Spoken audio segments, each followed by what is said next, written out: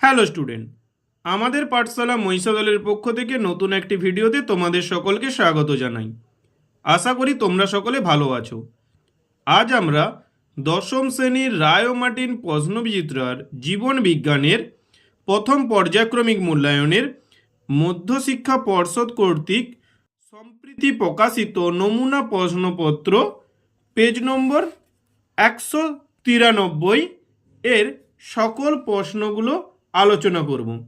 তোমরা প্রথম থেকে শেষ পর্যন্ত ভিডিওটি ভালো করে দেখবে। তাহলে চলো শুরু করা যাক। বিভাগ ক, একের দাগ, প্রতিটি প্রশ্নের সঠিক উত্তরটি নির্বাচন করে তার ক্রমিক সংখ্যা সহ বাক্যটি সম্পূর্ণ করে লেখো। উদ্ভিদের কাণ্ড আলোর দিকে বেঁকে যায়। এটি কাণ্ডের হাইড্রোট্রপিক চলন, ফটোট্রপিক চলন, ফটোন্যাস্টিক চলন, সিসমোন্যাস্টিক চলন। উত্তর হবে ফটোট্রপিক চলন। থাইরয়েড গ্রন্থির বৃদ্ধি ও ক্ষরণ নিয়ন্ত্রণ করে যে হরমোন, সেটি হলো এসিটিএইচ, টিএসএইচ, জিএইচ, এডিএইচ। উত্তর হবে টিএসএইচ। তুমি মাইটোসিস কোষ বিভাজনের একটি দশায় ক্রোমোজোমগুলিকে কোষের কেন্দ্র বরাবর নিরক্ষীয় তলে সাজানো দেখলে। দশাটি হল প্রোফেজ, মেটাফেজ, অ্যানাফেজ, টেলোফেজ। উত্তর কী হবে? মেটাফেজ, কারণ মেটাফেজ দশায় নিরক্ষীয় তল বরাবর সজ্জিত থাকে। মস্তিষ্কের যে অংশটি দেহের ভারসাম্য নিয়ন্ত্রণ করে সেটি হলো গুরু মস্তিষ্ক, থ্যালামাস, লঘু মস্তিষ্ক, হাইপোথ্যালামাস। উত্তর হবে লঘু মস্তিষ্ক। কোষের প্রোটিন সংশ্লেষের সঙ্গে যুক্ত কোষ অঙ্গাণুটি হল রাইবোজোম, সেন্ট্রোজোম, মাইটোকন্ড্রিয়া, মাইক্রোটিবিউল। উত্তর হবে রাইবোজোম। মাছের মেরুদণ্ডের দুপাশে অবস্থিত ভি আকৃতির পেশির নাম হল pectoralis minor, myotome, pectoralis major, কোরাকোব্যাক্টিয়ালিস। উত্তর হবে মায়োটোম। কোষচক্রের যে দশায় ডিএনএ সংশ্লেষ ঘটে সেই দশাটির নাম লেখো। G0, G1, G2, S। উত্তর হবে S। প্রতিসারক মাধ্যম হিসাবে কাজ করে চোখের এমন একটি অংশের নাম হলো রেটিনা, কর্নিকা, কর্নিয়া, কোরোয়েড। উত্তর হবে কর্নিয়া।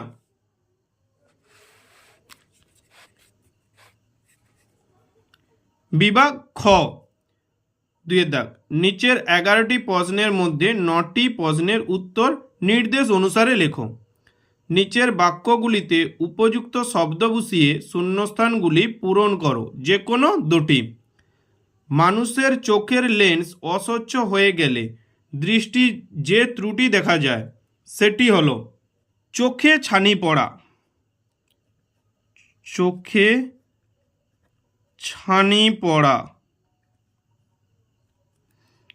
বা ক্যাটারাক্ট, ক্যাটারাক্ট রেকার কয়টপ। মাইটোসিস কোষ বিভাজনের ড্যাশ দশায় নিউক্লিয়াসের পুনরাবির্ভাব ঘটে। উত্তর হবে টেলোফেজ, টেলোফেজ। মানুষের মস্তিষ্কে 3টি স্তর বিশিষ্ট আবরণকে বলে মেনিনজেস।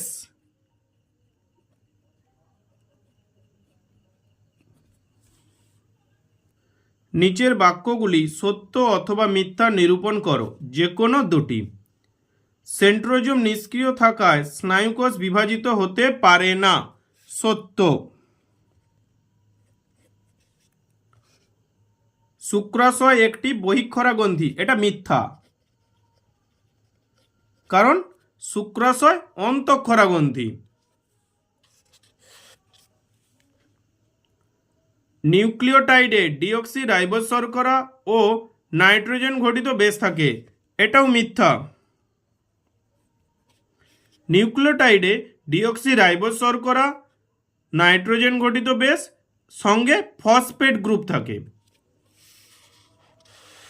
এ স্তম্ভের দেওয়া শব্দের সঙ্গে বি স্তম্ভের দেওয়া সর্বাপেক্ষা উপযুক্ত শব্দটির সমতা বিধান করে উভয় স্তম্ভের ক্রমিক নম্বর উল্লেখ সহ সঠিক জোটটি পুনরায় লেখো। এ স্তম্ভে কি কি দিয়েছে দেখে নিই আগে। ক্রোমোজোমীয় চলন, র্যানভিয়ারের পর্ব, ট্রপিক চলন নিয়ন্ত্রণ। বি স্তম্ভে কি কি দিয়েছে? Auxin, telophase, action, anaphase. ক্রোমোজোমীয় চলন এটা কোথায় দেখা যায়? এটা হচ্ছে অ্যানাফেজ দশায় দেখা যায়। তাহলে এটা কি হবে? 2.7।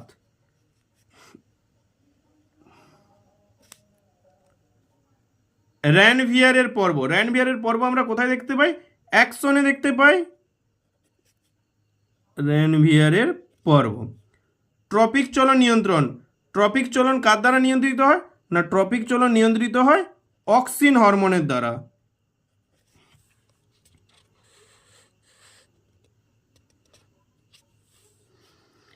একটি শব্দে বা একটি বাক্যে উত্তর দাও। বি সদৃশ্যটি বেছে লেখো। Adenine, uracil, guanine, cytosine. ডিএনএতে দেখো অ্যাডেনিনের সঙ্গে কে থাকে? থাইমিন। আর গুয়ানিনের সঙ্গে সাইটোসিন। এখানে তাহলে বি সদৃশ্যটা কোনটা? এটা হচ্ছে ইউরাসিল। মুকুল ও বীজের সুপ্তাবস্থা ভঙ্গ করা কোন উদ্ভিদ হরমোনের কাজ? এটা হবে জিএ বা জিব্বেরেলিন। জিব্বেরেলিন। বিভাগ গ 3 দাগ। নিচে 6টি প্রশ্নের মধ্যে 4টি প্রশ্নের উত্তর 2-3টি বাক্যে লেখো। এই প্রশ্নগুলো দেখে নাও, প্রশ্নগুলোর উত্তর আমি খাতাতে করে দিচ্ছি। বিভাগ গ 3 দাগের 1 প্রশ্ন। আপদকালীন হরমোন হিসেবে অ্যাড্রিনালিনের 2টি কাজ উল্লেখ করো। আপদকালীন হরমোন হিসেবে অ্যাড্রিনালিনের 2টি কাজ হলো: 1 নম্বর, রক্ত সংবহনতন্ত্রের উপর প্রভাব। অ্যাড্রিনালিন হার্ট উৎপাদ বৃদ্ধি করে এবং রক্তবাহকে সংকুচিত করে রক্তচাপকে বাড়িয়ে দেয়। 2 নম্বর, শ্বাসক্রিয়ার উপর প্রভাব। অ্যাড্রিনালিন ব্রঙ্কিওলের পেশিকে শিথিল করে তাদের গহ্বরকে প্রসারিত করে। হাঁপানির সময় অ্যাড্রেনাল ব্রঙ্কিওলগুলিকে প্রসারিত করে শ্বাসকষ্ট লাঘব করে।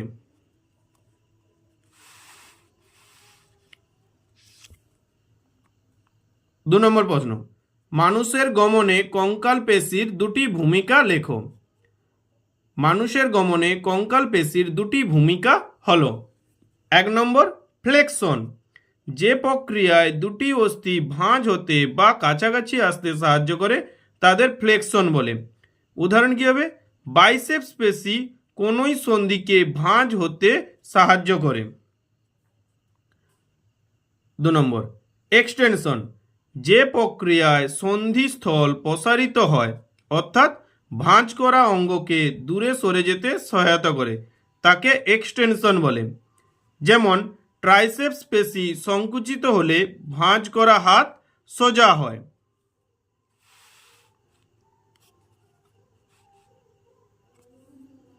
3 দাগে ট্রপিক ও ন্যাস্টিক চলনের মধ্যে 2টি পার্থক্য লেখো। বিষয় দিয়ে দিয়েছে উদ্দীপকের প্রভাব, হরমোনের প্রভাব। উদ্দীপকের প্রভাব, ট্রপিক চলন। উদ্দীপকের উৎসের গতিপথ অনুসারে চলন ঘটে। ন্যাস্টিক চলনে উদ্দীপকের তীব্রতার মাত্রা ও স্থায়িত্ব অনুসারে চলন ঘটে। বিষয় হরমোনের প্রভাব, ট্রপিক চলন অক্সিন হরমোন দ্বারা নিয়ন্ত্রিত হয়। ন্যাস্টিক চলন অক্সিন হরমোনের কোনো ভূমিকা নেই। 4 দাগে কৃষিকার্যে অক্সিন হরমোনের 2টি ভূমিকা লেখো। কৃষিকার্যে অক্সিন হরমোনের 2টি ভূমিকা হলো: 1 নম্বর দিয়ে বীজহীন ফল উৎপাদন। কৃত্রিম অক্সিন IAA প্রয়োগ করে পরাগযোগ ও নিষেক ছাড়াই উদ্ভিদের বীজহীন ফল সৃষ্টি করা হয়, যাকে পার্থেনোকার্পি বলে। এটা তোমরা ভালো করে করবে, পার্থেনোকার্পি কাকে বলে পরীক্ষায় আসে। 2 নম্বর, আগাছা নাশক। ধান, গম প্রভৃতি চাষের ক্ষেত্রে 2,4-D MCAA প্রভৃতি কৃত্রিম অক্সিন প্রয়োগ করে আগাছা বা অবাঞ্ছিত উদ্ভিদ দূর করা হয়। 5 দাগ, প্রদত্ত বৈশিষ্ট্যের ভিত্তিতে মাইটোসিস ও মিওসিস কোষ বিভাজনের পার্থক্য নিরূপণ করো। বিষয় তোমাদের দিয়ে দিয়েছে সম্পাদনের স্থান, ক্রোমোজোমের বিভাজনের প্রকৃতি। বিষয় সম্পাদনের স্থান। মাইটোসিস কোষ বিভাজন জীবদেহের দেহকোষ, বিশেষ করে বর্ধনশীল অঞ্চলের কোষে ঘটে। মিওসিস জীবদেহের জনন মাতৃকোষে ঘটে। ক্রোমোজোমের বিভাজনের প্রকৃতি। মাইটোসিস কোষ বিভাজনের মাতৃকোষ ও অপত্য কোষের ক্রোমোজোম সংখ্যা একই থাকে, এই কারণে মাইটোসিসকে সমবিভাজন বলে। মিওসিসে মাতৃকোষের ক্রোমোজোম সংখ্যা অপত্য কোষের অর্ধেক হয়ে যায়, তাই মিওসিসকে হ্রাস বিভাজন বলে।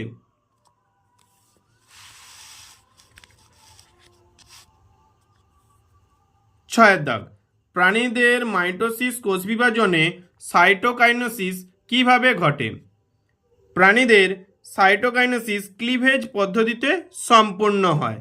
1 নম্বর, অ্যানাফেজ দশার শেষের দিকে কোষে অবস্থিত প্রোটিন নির্মিত বলয়ের সংকোচনের ফলে কোষ পর্দার মধ্যে চাপ সৃষ্টি হয়। 2, এর ফলে বেমের বিষুভ অঞ্চল বরাবর কোষের বহির্গাত্রে কোষ পর্দা ভাঁজ হয়ে একটি খাঁজ গঠিত হয়।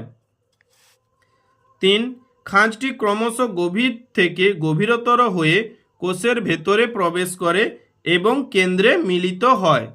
4, এর ফলে মাতৃকোষের সাইটোপ্লাজম দুটি ভাগে বিভক্ত হয়ে দুটি অপত্য কোষ সৃষ্টি করে। তারপরে তোমরা এই ছবিটা ভালো করে দেখে নাও, এইটা লিখবে, লেখার পর এই ছবিটা দিয়ে দিবে। বিভাগ ঘ, নিচের 3টি প্রশ্ন বা তার বিকল্প প্রশ্নের উত্তর লেখো। 4 দাগের 1, স্নায়ু কোষের একটি পরিচ্ছন্ন চিত্র অঙ্কন করো এবং নিম্নলিখিত অংশগুলি চিহ্নিত করো। তোমরা তোমাদের বইতে এই ছবিটি দেখতে পাবে। বই দেখে দেখে ভালো করে ছবিটি প্র্যাকটিস করবে এবং ছবির যে অংশগুলো চিহ্নিত করতে বলেছে এগুলো ভালো করে প্র্যাকটিস করবে। অথবাতে দেখো, প্রাণী কোষের মাইটোসিস কোষ বিভাজনে অ্যানাফেজ দশার পরিচ্ছন্ন চিত্র অঙ্কন করো এবং নিম্নলিখিত অংশগুলো চিহ্নিত করো। এটা তোমরা পেয়ে যাবে তোমাদের 2nd অধ্যায়ে। সেখানে তোমরা দেখবে মাইটোসিস কোষ বিভাজনের মধ্যে অ্যানাফেজ দশায় ছবিটি আছে। ছবিটির ক্রোমাটিড, সেন্ট্রোমিয়ার, ক্রোমোজোমাল তন্তু, ইন্টারজোনাল তন্তু পয়েন্ট করতে বলেছে। তোমরা ভালো করে এই 4টা চিহ্নিত করবে এবং ছবিটি ভালো করে করবে এবং শেষে লিখে দেবে চিত্র মাইটোসিস কোষ বিভাজনের অ্যানাফেজ দশা। তারপরের প্রশ্নগুলো দেখে নাও, এর উত্তরগুলো আমরা করব। প্রাত্যহিক জীবনে উপযোজনের গুরুত্ব কি?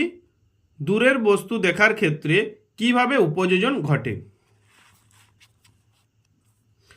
প্রাত্যহিক জীবনে কাছের ও দূরের বস্তু সঠিক অবস্থান নির্ণয়ে উপযোজন সাহায্য করে।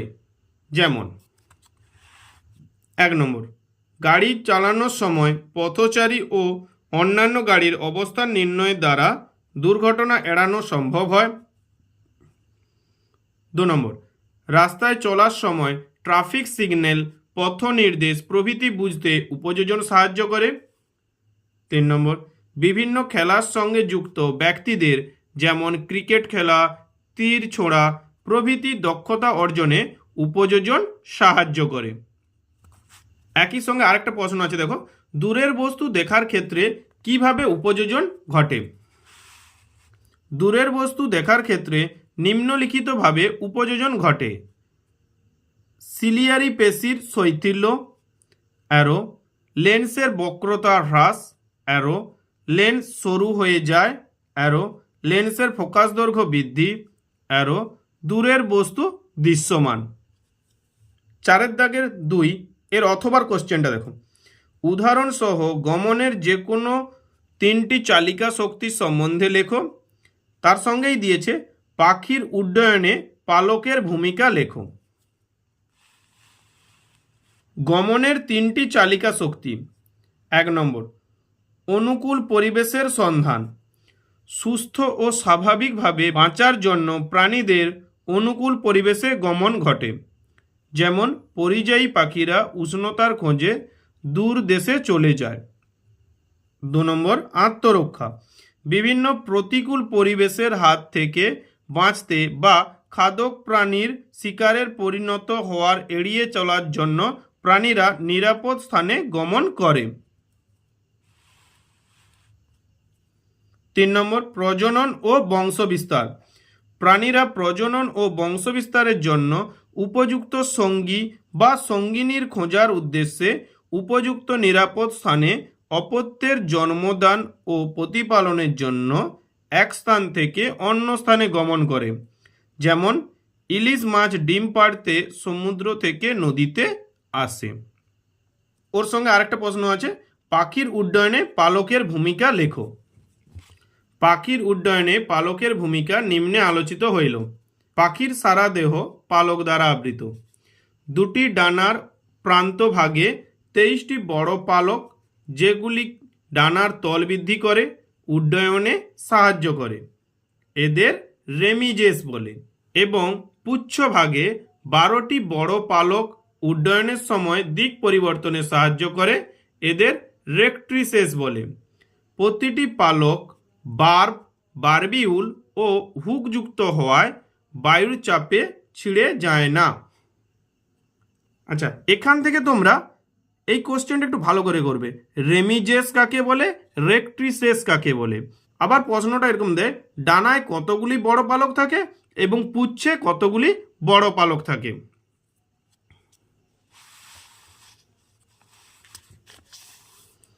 তারপরের প্রশ্ন দেখো, কোষ বিভাজনে দুটি তাৎপর্য লেখো। অ্যামাইটোসিস কোষ বিভাজন কিভাবে ঘটে?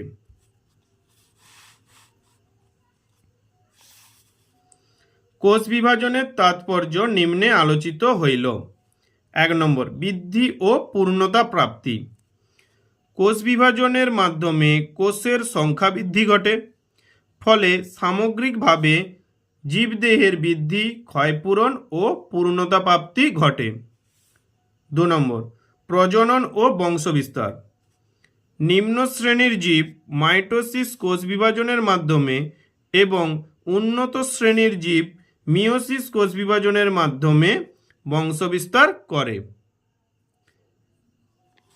এর সঙ্গে আরেকটা প্রশ্ন আছে, অ্যামাইটোসিস কোষ বিভাজন কিভাবে ঘটে? অ্যামাইটোসিস কোষ বিভাজন পদ্ধতি নিম্নলিখিতভাবে ঘটে। 1 নম্বর, প্রথমে মাতৃনিউক্লিয়াসটি লম্বাটে ও ডাম্বেল আকৃতির হয়। 2 নম্বর, নিউক্লিয়াসটি ক্লিভেজের মাধ্যমে মাঝখানে সংকুচিত হয় এবং দুটি ভাগে বিভক্ত হয়ে দুটি অপত্য নিউক্লিয়াস গঠন করে। 3 নম্বর, নিউক্লিয়াস বিভাজনের সঙ্গে সঙ্গে কোষপর্দা ও সাইটোপ্লাজমীয় অংশ মাঝ বরাবর বিভাজিত হয় এবং অপত্য নিউক্লিয়াসকে ঘিরে দুটি অপত্য কোষ সৃষ্টি করে। 4 নম্বর, নিউক্লিয়াস এবং সাইটোপ্লাজম কোনো ধারাবাহিক পর্যায় ছাড়াই সরাসরি বিভাজিত হয় বলে অ্যামাইটোসিসকে প্রত্যক্ষ কোষ বিভাজন বলে। তোমরা এই ছবিটা করে নেবে এবং নিচে লিখবে চিত্র অ্যামাইটোসিস কোষ বিভাজন। অথবা প্রশ্নটা কি দিয়েছে, মাইটোসিসের প্রোফেজ দশার 3টি বৈশিষ্ট্য লেখো। কোষচক্রের নিয়ন্ত্রণ নষ্ট হলে কি সমস্যা হয়? মাইটোসিসের প্রোফেজ দশার 3টি বৈশিষ্ট্য হল। 1 নম্বর, ডিহাইড্রেশন। নিউক্লিয়াস থেকে জলের বিয়োজন ঘটে, ফলে ক্রোমাটিন জালিকাগুলি সুস্পষ্ট ও ক্রমশ দৃশ্যমান হয়ে ওঠে। 2 নম্বর, ক্রোমাটিড সৃষ্টি। প্রতিটি ক্রোমোজোম লম্বালম্বিভাবে দুটি ক্রোমাটিডে বিভক্ত হয়। ক্রোমাটিড দুটি পরস্পরের সঙ্গে সেন্ট্রোমিয়ার অঞ্চলে যুক্ত থাকে। 3 নম্বর, নিউক্লিওলাস ও নিউক্লিয় পর্দার অবলুপ্তি। প্রোফেজ দশার শেষের দিকে নিউক্লিওলাস ও নিউক্লিয় পর্দার অবলুপ্তি ঘটে। এর সঙ্গে আরেকটি প্রশ্ন ছিল, কোষচক্রের নিয়ন্ত্রণ নষ্ট হলে কি সমস্যা হয়? চেক পয়েন্ট কোষচক্রের নিয়ন্ত্রক হিসেবে কাজ করে। চেক পয়েন্ট বিঘ্নিত হলে কোষচক্রের নিয়ন্ত্রণ হারিয়ে যায়, ফলে কোষ অনিয়ন্ত্রিতভাবে বিভাজিত হয়, যা পরবর্তীকালে টিউমার সৃষ্টি করে। টিউমার বিনাইন অথবা ম্যালিগন্যান্ট প্রকৃতির হয়। ম্যালিগন্যান্ট টিউমার খুবই ক্ষতিকর, কারণ এর থেকে ক্যান্সার রোগ সৃষ্টি হতে পারে। আজ এই পর্যন্ত রইল। তোমরা উত্তরগুলো খাতাতে লিখে নেবে। আর যদি ভিডিওটি ভালো লেগে থাকে তাহলে বন্ধুদের মধ্যে শেয়ার করে দেবে এবং একটা লাইক করে দেবে। আর পরবর্তী ভিডিওগুলো সবার আগে পেতে চ্যানেলটিকে সাবস্ক্রাইব করে দেবে। Thank you.